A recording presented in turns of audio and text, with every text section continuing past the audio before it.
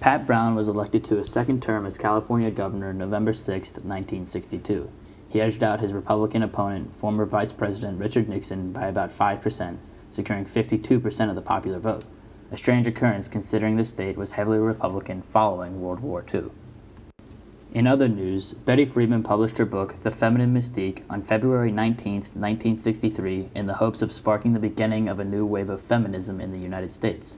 It discusses the lives of several housewives who are unhappy despite having children and being married, and attempts to pinpoint the cause of this depression.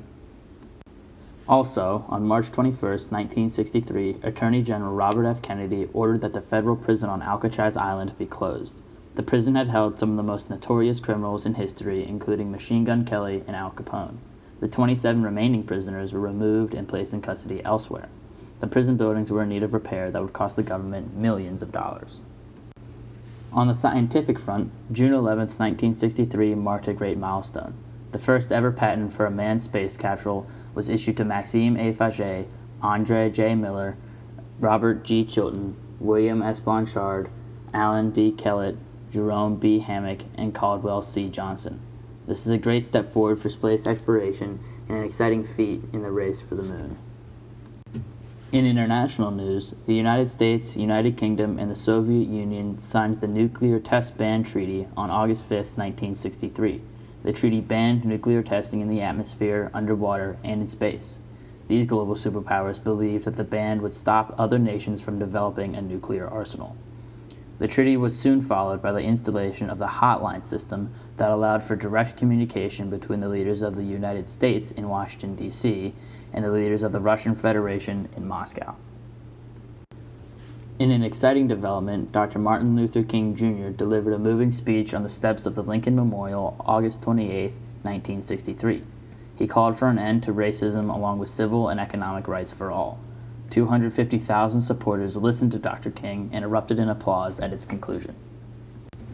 On a darker note, while riding in the presidential motorcade with the First Lady and Governor John Connally, President Kennedy was shot in the head in Dallas, Texas at 12:30 p.m. November 22, 1963. Lee Harvey Oswald was arrested in connection with the shooting. However, he was shot by one Jack Ruby, a Dallas nightclub owner, as he was being transported to jail before he could stand trial. Vice President Lyndon B. Johnson was promptly sworn into office aboard Air Force One at Dallas's Love Field Airport, becoming the 36th President of the United States. On January 11th of 1964, the Surgeon General released the first report on the negative health effects of smoking. This report was based on scientific articles that linked smoking to lung cancer and chronic bronchitis. The release made headlines for several days as the first step against tobacco and its widespread impact. On January 23rd, the 24th Amendment was ratified. This amendment abolished the poll tax, which had previously made it difficult for citizens with low incomes to vote. The abolition of the tax meant that all American citizens could participate in the democratic process. On February 9, 1964, the Beatles appeared on The Ed Sullivan Show, their first live performance on American television.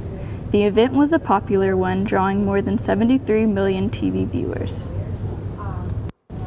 On February 25, 1964, Cassius Clay, also known as Muhammad Ali, won the heavyweight boxing title in a match against Sonny Liston.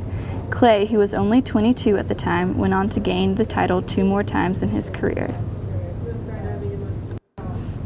On May 22, 1964, President Johnson delivered the commencement speech at the University of Michigan.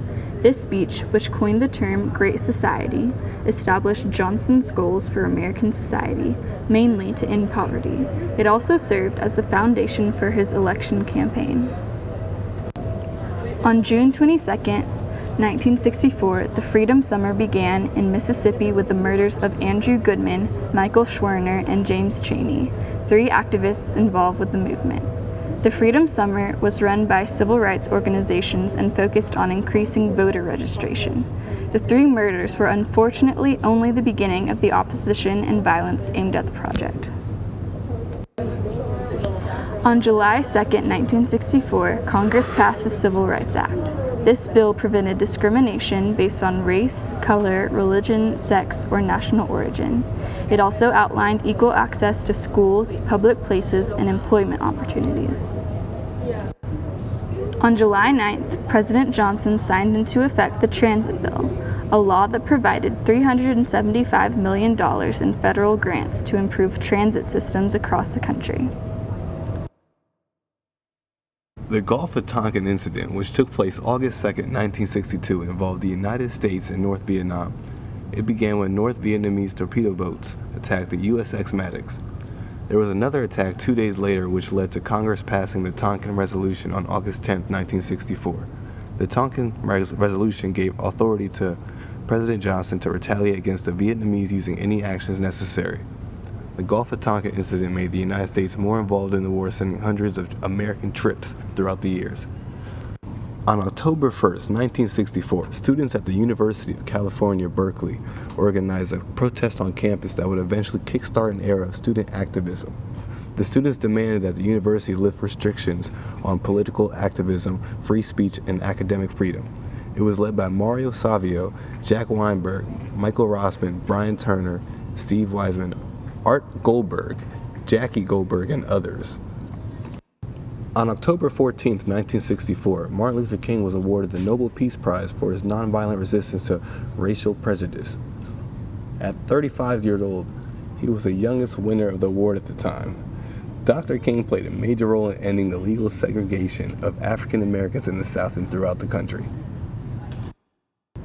Then, on November 3, 1964, Lyndon B. Johnson was elected to his second term as President of the United States. He won in a landslide against Barry Goldwater in one of the biggest popular vote margins in history, securing 44 states plus the District of Columbia and 61% of the vote.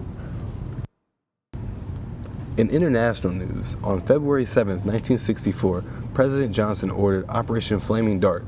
It was a response to the attacks by North Vietnamese and consisted of air attacks beneath the 20th parallel. The operation was meant to devastate the enemy and display the strength of the United States military.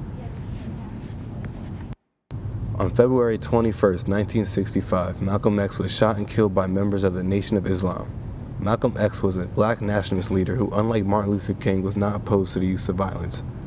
He was one of the most prophetic voices of the 20th century. July 30, 1964 marks the day that President Johnson signed Medicare and Medicaid into law. As a health insurance program for elderly citizens, it provided hospitals and medical insurance for people over the age of 65. Former President Harry S. Truman sat beside President Johnson as it was signed into law and received the very first Medicare card.